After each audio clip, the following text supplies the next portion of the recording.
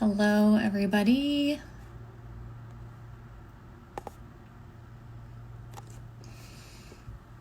Just going to wait for Morgan.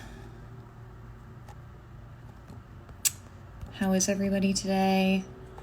Happy Wednesday, halfway through the week.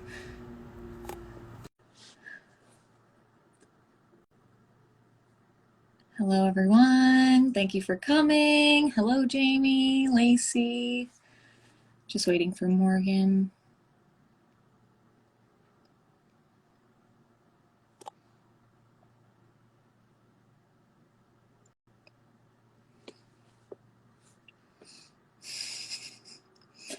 Hi, everybody. How's everybody doing today? Halfway through the week, the work week.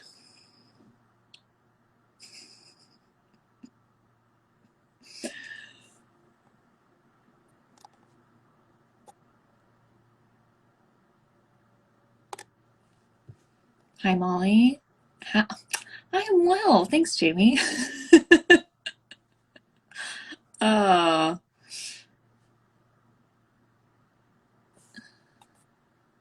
right, it says Morgan is unable to join, so bear with me just a moment.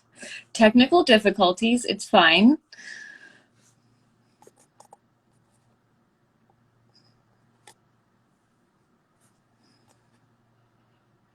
Thanks for being patient.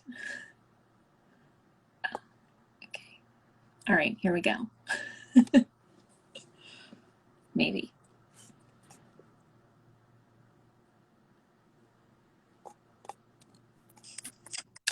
Yay, it worked. Okay, I'm so sorry. I was just trying to join on my computer instead of my phone, but here we go. Well, see you. Thank you for joining me today. Oh, I'm really excited. I've been loving these conversations you've been having about the orphanage system, and obviously it's something I'm pretty passionate about. So this is great. No, I have just long admired your work, and I think that this will be beneficial to many. So, everybody who's here, this is Morgan Wienberg. She has been in Haiti over 10 years. She is the co-founder of Little Footprints, Big Steps, which operates out of Okai, but has nationwide influence and impact. And she's most recently a mother to a sweet, beautiful baby girl. Yeah.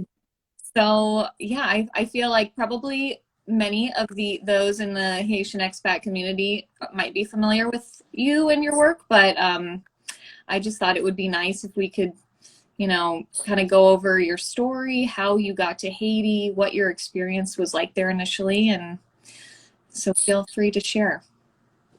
Absolutely. Thanks, Lauren, and hi to everyone who already knows me. Um, I think that, I do a lot of advocacy through LFBS for family reunification and really speak out against the orphanage system. But I think it is important to share how I first was introduced to Haiti because ironically enough, the title of this session is The End of Orphanage Volunteerism. My first introduction to the orphanage system in Haiti was as a volunteer, basically touring and visiting an orphanage. So I do like to share that because it can be really difficult learning about how harmful certain situations like orphanages are to children, and the fact that, oftentimes we think that we're helping and, unintentionally we're actually supporting the same system that's exploiting the children that we care about. And it's kind of a hard pill to swallow as we discover, the damage that can do to the children and their families. And I think it's important just to recognize that, everyone makes mistakes. That's actually how I started out. And it's important to be, humble and open-minded enough to see this as an opportunity to do things better. So I first went to Haiti as a volunteer at the age of 18 after the earthquake that hit Haiti in 2010, which is really just what drew my attention to the country. I'm originally from Northern Canada. So I saw, the devastation of the earthquake on the news and just really wanted to go and volunteer. And I ended up going with a mission organization in 2010, about 6 months after the earthquake, not really knowing what I would be doing. And I was a group of like I was one of, hundreds of volunteers. And one of the things that I ended up doing was, I guess, outreach to this locally run orphanage nearby. That was in Susmatla, which is kind of in between Sitayen and Kabari, just north of Port-au-Prince. And, the mission organization I was with would take groups of foreigners and volunteers to go and visit this orphanage. And the conditions of the children I saw in that orphanage were just like the worst conditions I'd seen any humans. So I kind of felt this obligation or attachment to those kids where I wanted to change the situation they were living in. So I started to visit that orphanage like several times a week and try to do more than just visit them and feel distraught about their conditions. I wanted to try and change them. And eventually I ended up feeling that, I couldn't just return to Canada and forget what I'd seen. I wanted to make a difference for those kids. So I returned the following year to Haiti, but that time I just went independently, not as part of an organization. And I actually showed up at that orphanage and lived there for 5.5 months alongside the kids as the only foreigner. And that's when I really learned a lot about the orphanage system in Haiti. I started to learn the language, Haitian Creole. And so, again, living there firsthand, I witnessed and discovered pretty quickly that this orphanage was not only extremely neglectful, abusive, it was also corrupt. And there were things like child trafficking happening in that orphanage. Children I knew actually died in that orphanage. So I went into it thinking that, I'm going to live here. I want to change the conditions of the orphanage so the kids can live better. And pretty quickly, I realized that if I wanted these kids to have a better quality of life, it would mean getting them out of that orphanage. Because, for example, if we're talking about neglect, when I first started living there, the first 2 days, the kids had no drinking water. So one of the first things I did was connect with an NGO nearby that started bringing treated water to the orphanage. And even though there was treated water available, the kids would still be crying of thirst, because if they were to help themselves to that water, they'd be beaten and punished. And things like, the kids were only fed once per day. Yet I saw 4 or 5 different NGOs coming and visiting the orphanage and bringing food and bringing supplies. And, a child even as young as 4 years old could tell you, oh, in the middle of the night, there's trucks that come and pick up food and other things that the orphanage owner sells. Mm-hmm. So it became pretty clear that even living there, I would go and buy food. It still wouldn't get to the kids. If I wanted to give something directly to the kids, it would have to be like in hiding during the night. And the abuse, I could tell that the children were terrified of the adults in the orphanage. But in the beginning, as a foreigner, they wouldn't beat the children in front of me. But after a few months, they would literally take a stick and be beating the child in front of me. And yeah, so there was pretty severe abuse happening. I mentioned child trafficking. So there were children in this orphanage that when I realized that, how poor the conditions were, and I wanted to get some of them out and transfer them elsewhere where they'd be better cared for, the orphanage owner put a price on that. She said $800 US per child to transfer them out. Mm. Yeah. And these were children, I later found out, that had families and had parents. And that was shocking to me. because the orphanage owner told me stories of how she'd found them on a pile of garbage or social services had brought them to her. And later on, I actually ended up meeting the parents of a lot of those children. And the parents almost consider the orphanage like a boarding school. You know, they couldn't afford typically education, sometimes to feed their child, and sent the children to this orphanage, but not expecting to never see them again. Right. Or have the children living in such conditions. Oh my goodness, the parents were so to accelerate, I did end up eventually reuniting a lot of those children with their families, and the reactions of the parents when they see their children, like they see how sickly their children are and they start to hear the stories of how mistreated their children were. I've seen parents break down and cry because the child is worse off in the orphanage than they are with their impoverished family in a lot of those cases. Because for the orphanage owner running a for-profit orphanage where, you know, this is her business, the worse off the child is in terms of their health, you know, their physical condition, the more inclined volunteers visiting are to donate. So it's this vicious cycle where the children are kept in this constant level of neglect, so that visitors are, you know, compelled to want to donate and care for the kids. You know, if you think about it, it's so backwards, because if you visit an orphanage where the kids are not clinging to you for attention, they're not, you know, hungry, they're well clothed, they're, you know, things that demonstrate healthy development, you know, a foreigner with the mentality that I had first coming into the country and not understanding the complexity of the situation, they're more inclined to, you know, this child is more vulnerable. Look at, they are emaciated, you know, they have nothing.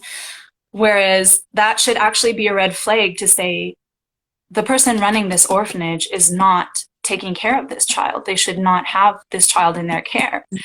And it's so backwards that that's kind of not our first impulse, right? And the parents actually, again, I was shocked when I discovered that of the 75 children in this orphanage, at least 73 of them had parents who were living, who they knew, who loved them. Mm-hmm. And the orphanage owner actually went out and recruited children in vulnerable communities by promising, you know, that their kids would go to university, that she has foreign support. And she would go quite far into very rural communities on the other side of the country to recruit these kids. And even the kids would explain to me, you know, when she was recruiting them, she would give them gifts and kind of, you know, demonstrate her wealth and promise them a lot of things. So they thought they would be going somewhere where they would have more opportunity and care than at home. Mm-hmm. But as soon as they were in the orphanage, it was a completely different story. You know, they would be totally neglected. And sometimes she would actually traffic kids and send them away as domestic slaves, as restaveks, to her friends' families, or ship them off to other orphanages. So when parents would go back and try to visit or reclaim their kids, in some cases, the kids wouldn't even be there. Mm. So the parent has lost contact with their child unintentionally. And, you know, I met one mother who had given up her twins to the orphanage. And when she went to try and reclaim them, the orphanage owner said that the children had been adopted. Mm. And legal adoption requires the parents' consent. So either she forged the parents' signatures and, you know, trafficked those children, right, or they died and she doesn't want the parents to know.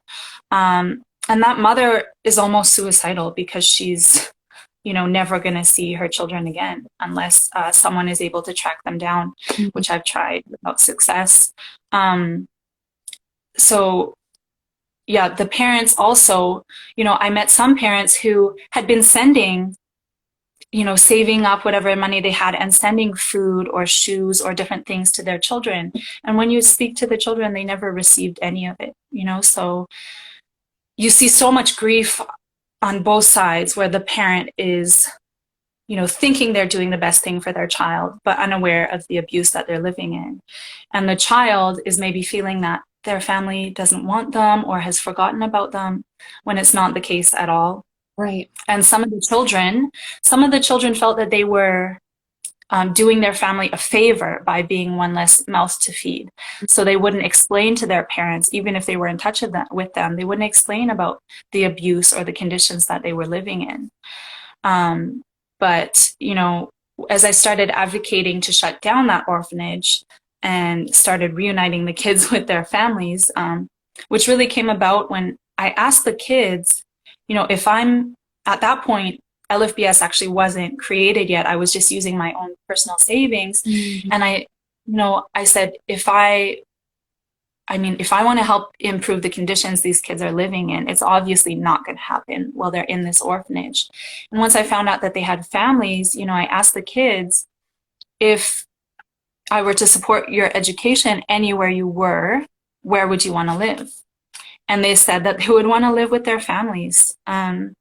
So it was at that point that, you know, I started reuniting kids with their families, and it was so liberating because when they were at home, you know, any support that you were able to get for them, it would actually go to the kids.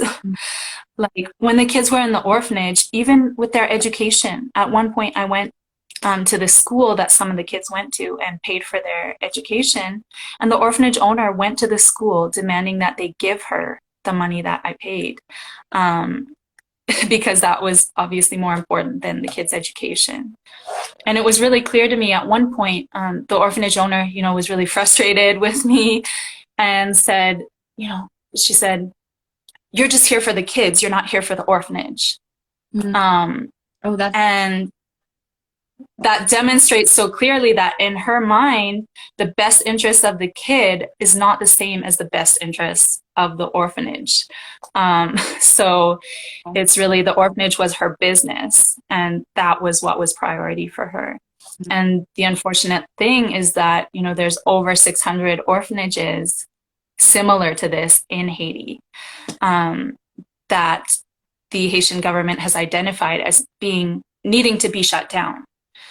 But there's this big disconnect between the support coming into the country and, again, people wanting to help the most vulnerable kids. So of course they'll go to an orphanage because they think that's where the kids who are most vulnerable are. mm-hmm. And yet this disconnect with the local authorities means that they might actually be supporting one of the orphanages that the local authorities are trying to close down. So true. That was the case with this orphanage, because I was advocating to shut it down when I realized, you know, children are dying and being abused and sometimes abducted. Like later on, when I spoke with parents, there were parents who didn't willingly give up their children to the orphanage. Mm-hmm. They were just taken. And it's so upsetting. But as I advocated for that orphanage to close down, you know, the local authorities had such a hard time because there were so many other orphanages also needing to be shut down, and they just didn't have the resources to respond at the time. And at the same time, the orphanages almost disregard the local authorities. This is something I've seen in other situations as well, you know, later on through my work with LFBS, that there are orphanages the government has identified as being urgently being, you know, needed to shut down. And the orphanage owners just disregard the government, or in some cases, I've seen them try to bribe the government or even threaten the government, because money is so powerful and they're still receiving funding from international donors, despite the government trying to shut them down. So that's a huge issue that I also saw, was this big disconnect between, you know, the child protection authorities and what they're trying to accomplish, and then the support coming into the country. Mm-hmm.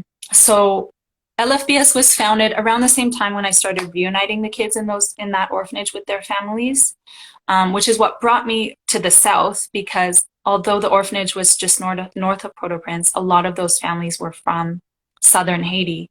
And the objective was, you know, not just to get them out of the orphanage, but again, with reunification, we have to remember that there's a reason why the kids were separated from their parents in the first place. And in most cases, it is poverty, right? It's so shocking when you discover that over 80% of children in orphanages have families, you know, and poverty should never be a reason for separation. But the reality is that it is. And sometimes, again, these orphanage owners might even be recruiting children and taking them away from their families. So with the goal being, you know, after these children are reconnected with their families, reunification is really a longer process than that. There has to be some follow-up to address the root cause of why they were separated. So with LFBS, our main program is family reunification and strengthening, where once a child is reconnected with his or her family, we have to follow up and make sure that child has access to education. They have access to medical care. And one of the things that over the years I've learned is probably most important of all is empowering the parents so that they're capable to look after their children. So when I first started reuniting kids, you know, you just want to give them everything that they have been missing. And you do have to be careful. And maybe you do need to do that in the beginning. But over time, it's so important that you valorize and, you know, validate and support the parents to be able to look after their kids. And really look at it as supporting a family unit as opposed to supporting just the child, because that child probably comes from a family that has more children. So, you know, empowering the parents supports all of them, but it's also making sure that you don't undermine the family dynamic. So, you know, if the parent is the one providing for that child, as opposed to you or your organization being the provider and the parent almost being like a babysitter, you know, it's so important that we recognize and help the child and the parent recognize that they are the parent. We're just here to support them. And that helps reestablish the family dynamic where, you know, the children are respecting their parents as authority figures. The parents are, you know, taking their responsibility into account because they feel capable of doing it. And then also, I think just the goal of sustainability, where eventually that child shouldn't need our support anymore. Like, we should have that parent arrive at a place where they're able to care for their children, and that should be the ultimate goal. So that's one big lesson that I've learned, and we've really tried to incorporate, you know, either through our microfinance program or agricultural support, depending on the family's situation, look at ways of empowering the parents. No, sometimes children can't be directly reunited with their families. Maybe their families need to be traced beforehand, or you know, their family lives very far away, and in order to remove them from that horrible situation immediately, they need a place to go. So our second main program is transitional safe houses, which I'm always very careful to make sure people understand it's not an orphanage. But the goal of the safe houses really is to reinforce the capacity of local authorities. So all of the children who come through our safe houses are referred to us either by IBESR, so Haitian Social Services, or by BPM, the Child Protection Brigade of the police. And once they refer children to us, you know, for example, maybe it's another abusive orphanage that needs to be shut down immediately, but they need somewhere to move the children to. Or, you know, a child who has been in a restavek situation where they've been in a situation of modern slavery and are being abused. The police might bring them to us while they get medical care, start to get psychological care, and while their family is being contacted. So I think there is a place for transitional care, but we have to be really careful about focusing on reconnecting children with their families and not turning into another orphanage. Because I think as part of this dialogue about the orphanage system in Haiti and in other countries, again, it's really shocking once you hear about the exploitation and abuse that happens within orphanages. But we have to recognize that even orphanages that are well run, that are well funded, are not an ideal situation for kids to grow up in. You know, if we think about it, why are there no more orphanages in North America? Right? Right. Because institutionalization is not an ideal situation for kids to grow up in. And even, you know, foreign run orphanages, I think we have to be really careful because there are even a lot of foreign missionaries working in orphanages who are sometimes sexually abusing the kids, you know, both foreign and local. So we have to be very careful that, you know, not to trust people just because they're foreigners, or not to think that this orphanage is good for children just because it's well funded or it has foreigners running it. In some cases, I think that can actually be even more detrimental to the children because those kids are being raised in an environment that just creates really unrealistic standards for when they later need to be reintegrated into their Haitian society. And they're living in a situation where they're disconnected from their community and their family. And it's so important for them to develop that support network, not just with the organization that's supporting them, but in their community with their family, and have those connections locally, so that in the future they can become, you know, a healthy, independent person. And I think that's just a piece that so many people overlook.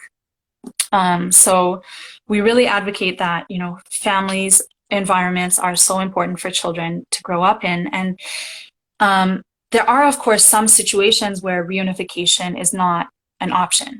Okay, there are children who, there are some cases where the family is abusive, or where you never can actually trace the family. Maybe they've been separated for too long.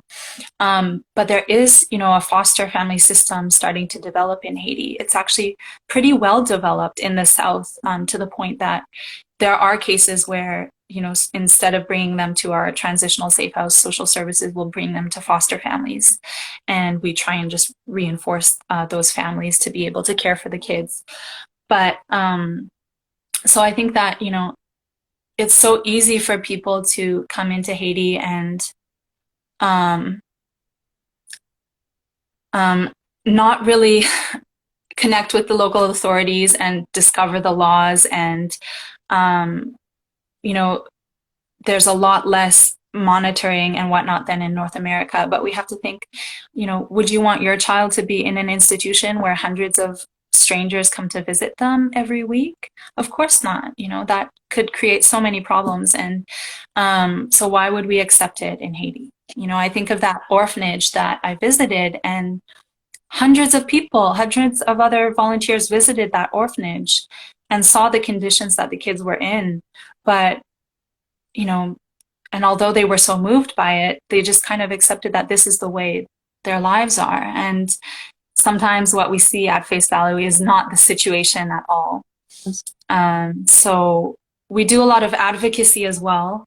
I think that, you know, in order to address these issues, we need to raise awareness and change perspectives on two different levels. So locally in Haiti, you know, parents and children need to be aware of the reality of the orphanage system. Of, you know, I think sometimes they're so focused on the physical needs, like having their child fed, having, you know, good housing, access to education, but the emotional and developmental needs of a child and their right to an identity, you know, and their future development, all of those kind of get overlooked. And there is just this perception of, you know, having access to international aid, where, you know, this single mother in the countryside won't have access to aid, but maybe if she sent her child to an orphanage, that she would. So, you know, Haitian authorities in the end of 2018 requested that foreign support coming into Haiti would be a maximum of 20% towards childcare institutions, and at least 80% investing in community development or family support. And so I think it's so important for us to raise awareness about that and try to, you know, abide by that and focus on how can we support families so that children don't need to be separated, as opposed to supporting institutions. And So awareness needs to be raised both locally with parents so that they don't give up their children and understand the damage that, orphanages can do to their child, but also internationally, because we have a bigger impact than we realize. Even donors. And again, the message isn't to stop supporting these children because the children still need help. But it's really about how are we directing that aid in a way that protects them instead of exploits them. And by supporting families and, connecting with the local authorities, find out, is the organization you're working with or supporting legal? Do they collaborate with the child protection authorities? I could be doing a very good thing in Haiti, but if I'm, transporting a child across the country without the consent of his parents or the social services, I'm technically trafficking that child. So kind of it's about, doing the due diligence and making sure, is this organization really supporting children in a way that is sustainable and, connecting them with their families and empowering the parents and abiding by the local authorities? Or does it just kind of sound good, but when you really, put yourself in the child's place and the family's place, is it actually having a long-term impact that's negative? Right. Yeah, no. So you went on a lot of there a little bit. So No, I think it's great. I just resonate so much because I think that, as foreigners, we don't recognize the long-term effects that an orphanage can have on a child. When you remove someone from his or her natural system of support, when that cutoff is made, it is incredibly difficult to reintegrate into society. And what happens when the organization is no longer there? What happens when, individual foreigners who live on the ground leave? I think it's really important too, as we move toward this concept of family preservation, what you said, it's so important that we approach it well and not create this dependency again. And place value in the parents' hands.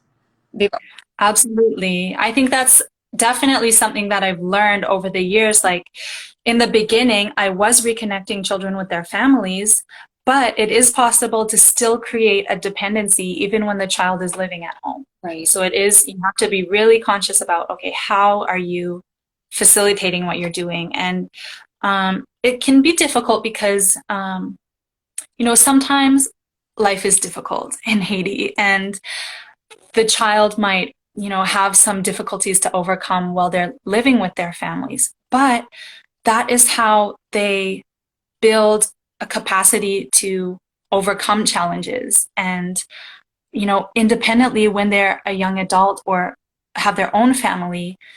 And again, you might not be there for them or they might not be a beneficiary of that organization anymore. You want them to be able to problem solve and, be persistent and overcome those challenges and do it in a way that involves their family and community. So sometimes you have to, provide the parent with the opportunity to intervene and support their child as well. And sometimes they do need support, right? But again, it's make sure that you're looking at supporting a family unit and empowering the parent. And I think, you mentioned that I just had a baby myself. And I think that, I've also obviously had a lot of personal growth over the last 10 years, as well as the professional growth. And it's also about keeping your own desires in check and making sure that, yes, you can be coming from a very good place and you can love these children, but you have to be acting on, and it's okay for that to be your motivation, but you have to make sure that's not what you're acting on. Like you have to be acting on what's best for the child. And I myself in the beginning was definitely driven by my attachment to those specific kids. And,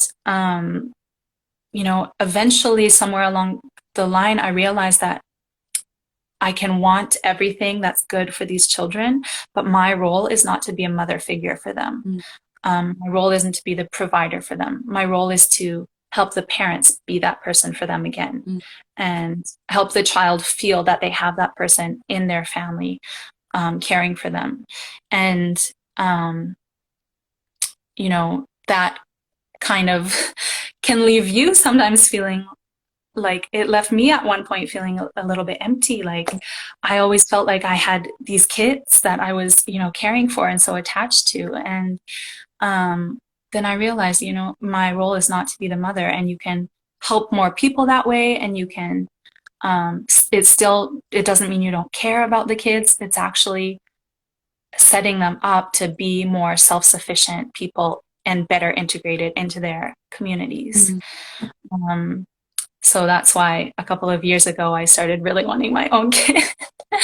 But yeah, And how I think it's effective now so. you're a mom? How do you view this work that you've done over the past 10 years?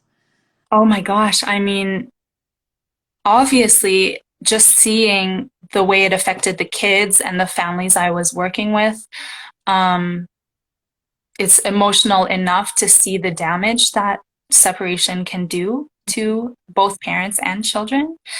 But now having a child and, even not being with her for like 2 hours, I almost start to get like separation anxiety and thinking about her all the time. So I can't imagine, you know, actually never being able to see my child again and not knowing if they're dead or alive, or, you know, a feeling that I can't provide for her and having to give her up because of that. It's so it's even more horrible to imagine now, and definitely hits me on a personal level.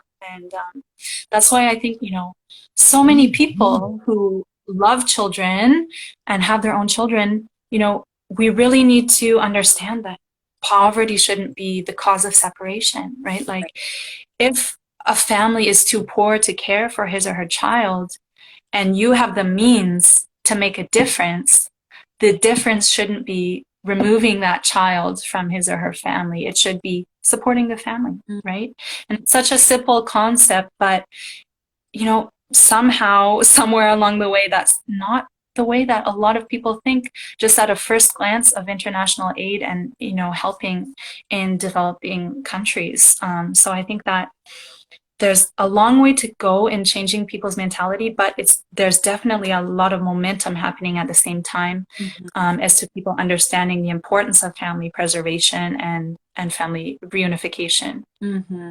Yeah, and I think that again, going back to what you said about, once you sat with the parents and had conversations with them, that was really what opened my eyes as well. It was like, as soon as I sat down face to face and heard from their own mouths how they felt about the situation, most visiting foreigners will never have that opportunity.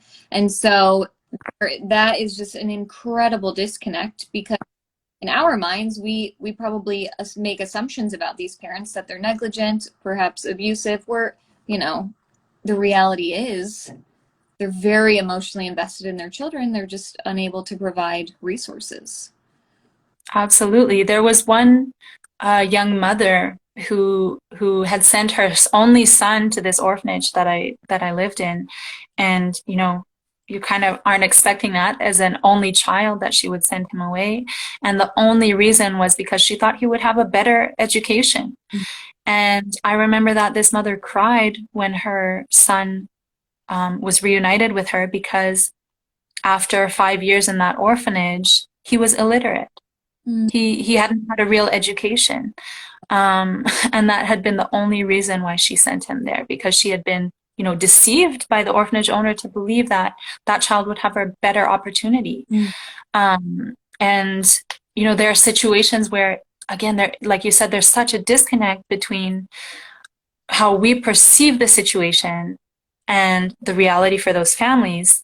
There's one orphanage that social services had been advocating to shut down, and the children in that orphanage were stealing food from the neighbors' crops because they were so hungry.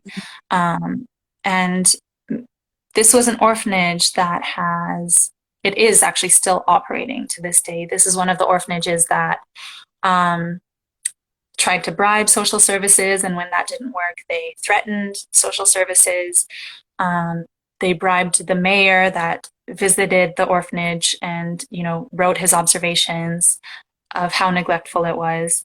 This is an orphanage that has a lot of funding coming in from the US.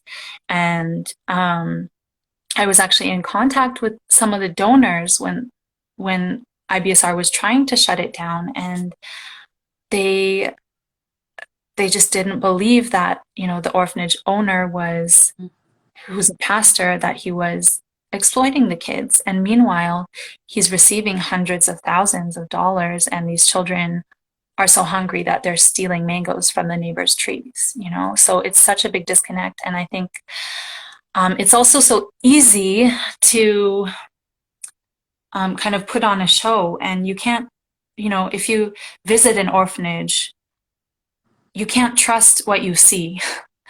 Children are trained to sing for you and talk a certain way. They're trained to say that, oh, I got this bump because I fell off a bike, when really they had been beaten. And the orphanage owner, like with my experience, can tell you all these stories of where the children were from that might not be the reality. And again, even if it is good conditions, sometimes that American missionary that you're in touch with who's looking after the kids is also abusing the kids. Right. Or if that isn't the situation, maybe the kids are growing up in, good conditions, but in conditions that are not at all preparing them to be a young adult in Haitian society. So I think that that's a big lesson in general when it comes to aid, whether it's with the orphanage system or not, is that, we aren't the experts. We aren't the experts, and we shouldn't come in and do what we think that the families need. Even if you're working on trying to, support a child who's been reunited, you shouldn't come in and say, well, this is what we're going to do for your family. You really need to sit and have a dialogue with them to figure out, what are your dreams, or what are your aspirations, or what are you used to doing that could be reinforced to make you more successful? And, that dialogue is really important. And that's another lesson that comes out of that, is that I realized also somewhere along the way that sometimes it's not my place as a foreigner to be doing that hands-on work directly, which is what I'm really passionate about and motivates me. Is like, I want to be the one sitting with the family, talking with the family. But there are certain situations where that's not appropriate. That can actually even put the family at risk, because no matter how long I've lived in Haiti, no matter how much I know the culture and the language, to people who don't know me, I still am perceived as a foreigner. And so we have to be aware of, okay, how does that perception affect the family that I'm working with, right? So that's where, and in some cases, it is more appropriate to have a Haitian staff member have that dialogue with the family.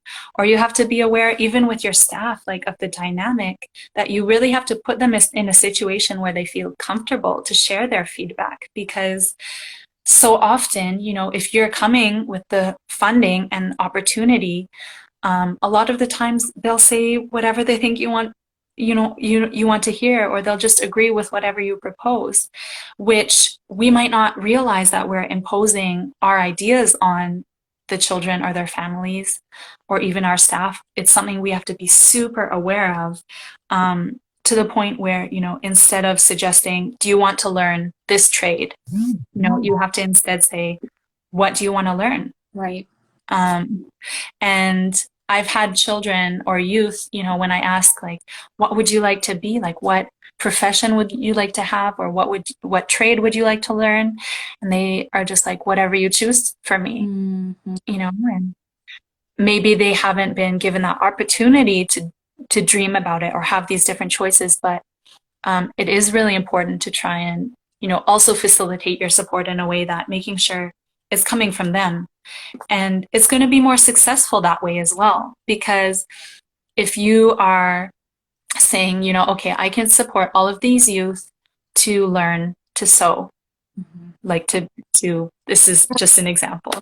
Um, but really, one of them would prefer to, um, I don't know, learn, yeah, learn to be a mechanic or whatever instead of sewing.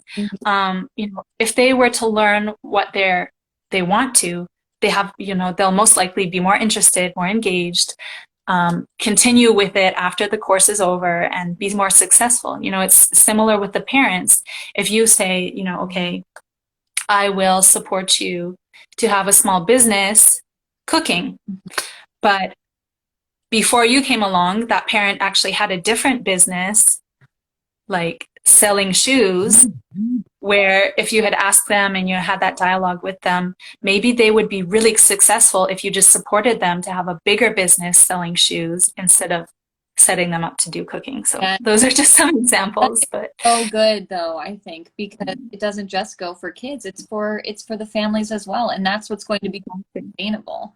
Not placing them in some sort of employment opportunity that we think is best, but they need ownership. absolutely. The ownership is so important. And to the extent that, even reuniting a child, we've started to learn the importance of, involving the community, like not just working with that child and his or her parents, but contact like the local pastor or the local, director of the child's school, the different authority figures in their area. If there is a local association or organization that is active in that region, like get them all involved. So it's a community effort to have this child living at home and integrated into their community. And then if there is some issue that comes up, the child has a bigger support, the family has a bigger support network, not just your organization, which is more sustainable and makes them better integrated into the community. Mm-hmm. Yeah, I think just and even reframing it in such a way that we think about it from our perspective. It's like, foreigners who are living with family members, whether it be parents, aunts or uncles, grandparents. There's that natural system of support within the school system. There are teachers, there's a principal, there, are extracurricular activities. There are so many other, there's just this natural support system that rallies around the child. And again, Exactly. that from someone, it's just setting them up for, I don't want to say failure, but the chances are slimmer that they'll be successful as an adult. Exactly. It makes it a lot more difficult. And there is research showing that, children who grew up in orphanages instead of families are more likely to end up, homeless or suicidal, just less successful as an independent individual. And so I think, you said something in one of your previous talks, Lauren, about, at what point, because I feel like so many people, like myself included, have been learning through like trial and error. We learn these really important lessons. And at what point can we start to learn from each other's mistakes instead of having to go through it ourselves at the expense of others, right? So I'm really hoping that with all the research and experiences that have happened, and not only are we saying that, this is what's harmful, but there are, we can demonstrate ways that are better and more effective of, helping people in a sustainable way. At what point are people going to be able to look at all this information and, start applying better practices that way, as opposed to having to go through what we went through themselves. So I think, that again, in the last 10 years, I've seen such a huge, kind of a movement away from the orphanage system, even with the local authorities. At the in October 2018, social services, passed a law saying there's no more orphanages no more new orphanages will be authorized to open up in Haiti.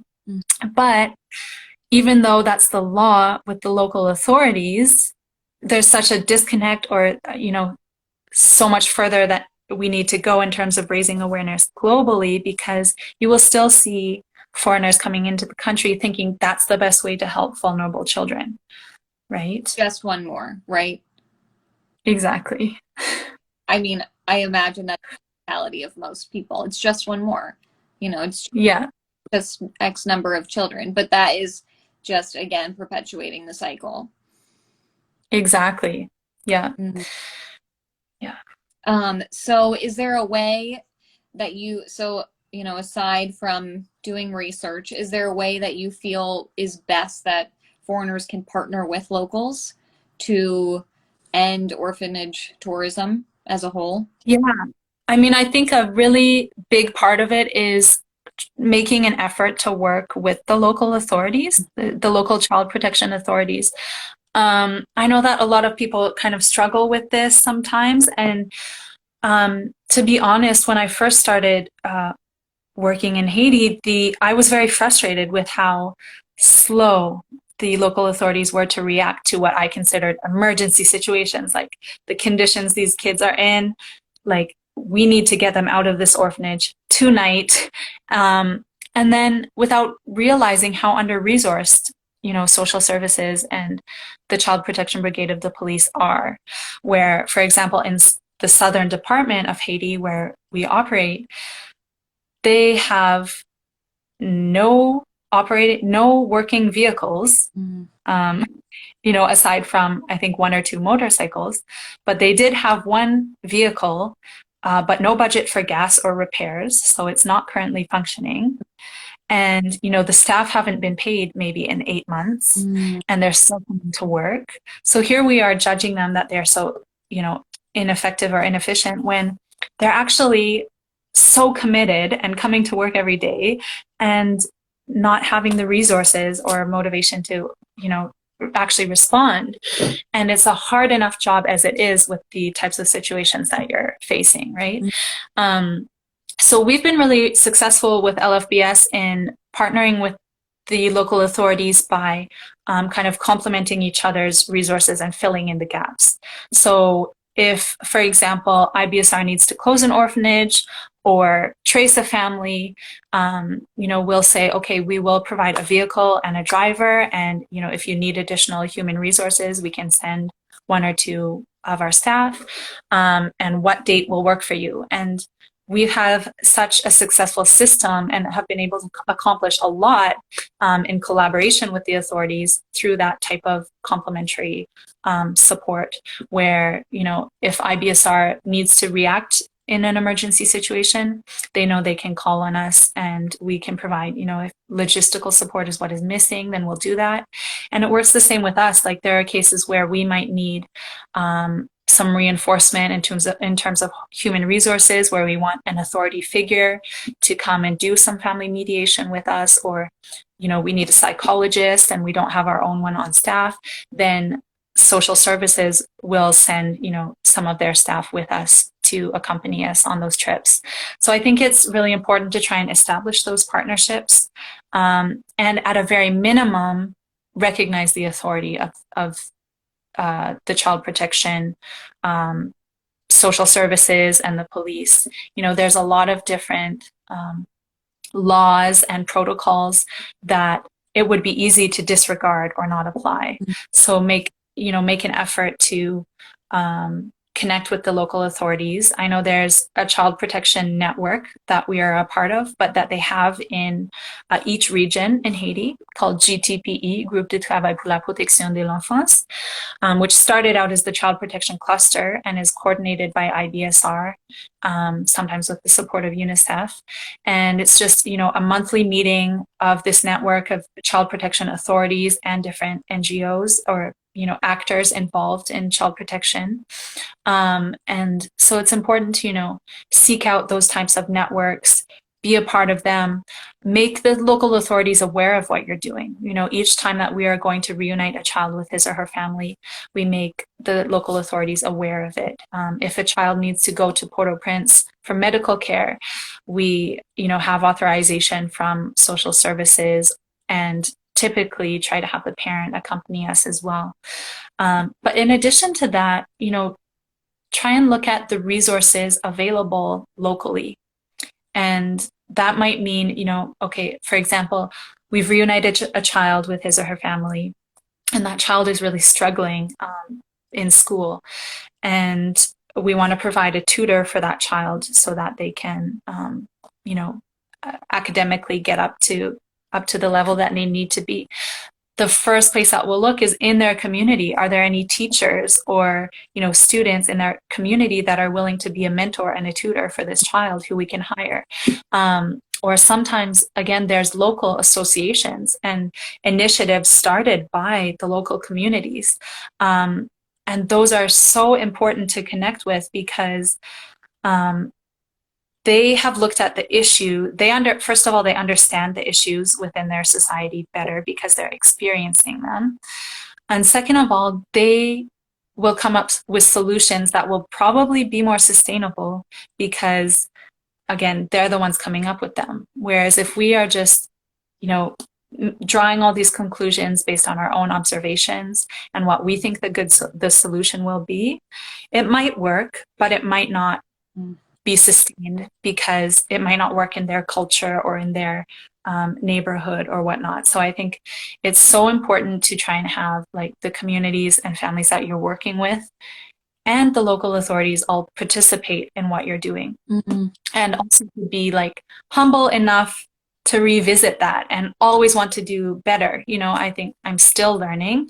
I've obviously learned a lot and made mistakes. And I think, again, sometimes it can be really hard to realize that, oh my gosh, I was totally, imposing my perspective on this parent or on this family, or, oh my goodness, the way we were facilitating this program definitely could be done a lot better. You have to see it as an opportunity, like, okay, now I know how to do this better and be more effective and truly help people in a way, that's more sustainable. So don't be discouraged if you find out that you could be doing things better or that you've been doing something wrong. Definitely, be humble enough to learn and change it, because there are some people who don't. Right. This is true. Who would rather sit in their pride than, Yeah. Which, we're all human. We all make mistakes. It's not like we're going to get it perfect, but I do think that as with the advancement of technology and just the awareness on social media, there's just so much information out there that can better equip us as we continue to. So yeah, and I think all of the locals that you're working with, like be it the children, their families, your staff, the local authorities, they'll all be much more appreciative. Like they'll be so grateful if you do start to do it the right way and consider their input and whatnot, as opposed to just kind of giving up or not wanting to admit that you should maybe change the way that you're doing things. I think better late than never, for sure. absolutely. Yeah. I feel like we might get cut off here soon, but so I just want to thank you before our time ends. And I did not preface the beginning, but we had discussed that we might have a part 2 because there's just so much to talk about. So much that we could go on. Yeah. But I just want to thank you so much. I am so looking forward to the documentary coming out. I will Thank you. be sure to share it on my own page once it does. Is there a release date in the States? Well, so there is going to be a premiere of the documentary in Whitehorse, the community that I grew up in June, and nationwide in Canada a little bit later in the fall. But hopefully there should be a screening internationally available to everyone in November of this year. Yeah, so it's exciting.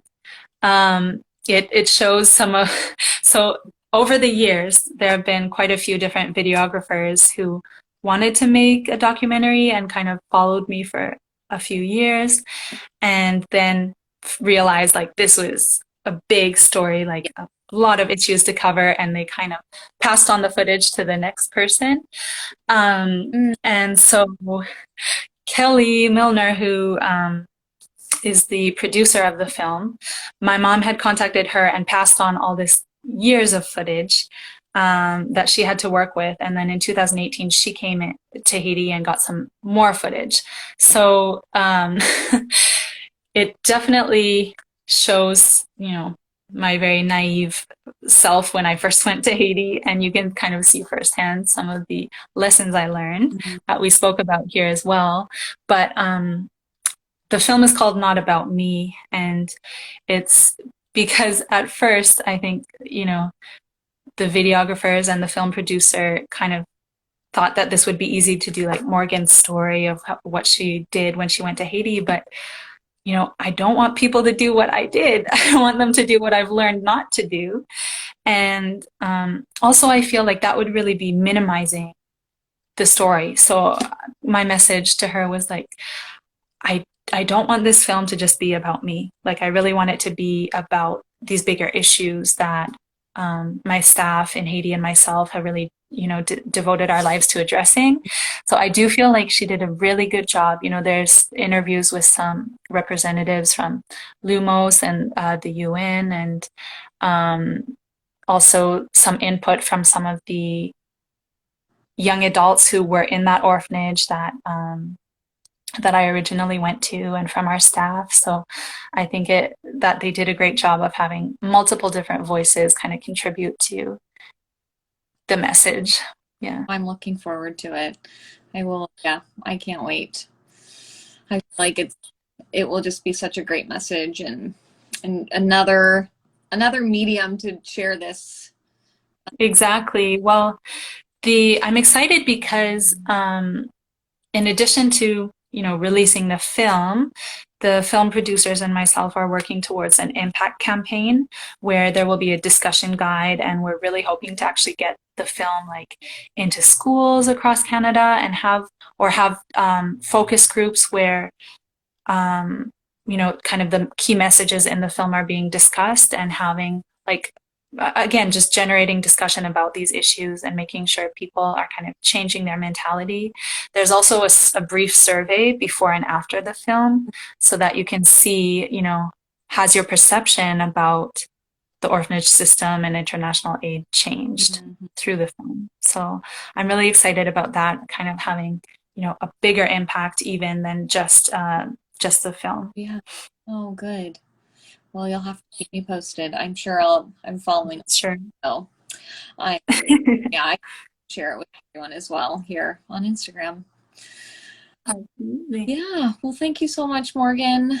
Oh, thanks for having me, and thanks for having all of these conversations. It's so important to continue raising awareness about, the reality and ways to do things better, because as much as, a lot of us who are in Haiti, we might, start to hear a lot about family reunification and preservation, but the reality is that a lot of people still are not aware that children in orphanages have families, and um, you know, that reunification is better. So it is important to keep the conversation going. mm, well, I appreciate you being part of it. And yeah, I hope to see you someday in Haiti again. Definitely. I really hope so. That would be great. Well, have a wonderful afternoon. And yeah, just again, thank you for your time. Thanks. You too, Lauren. Okay, bye. Bye.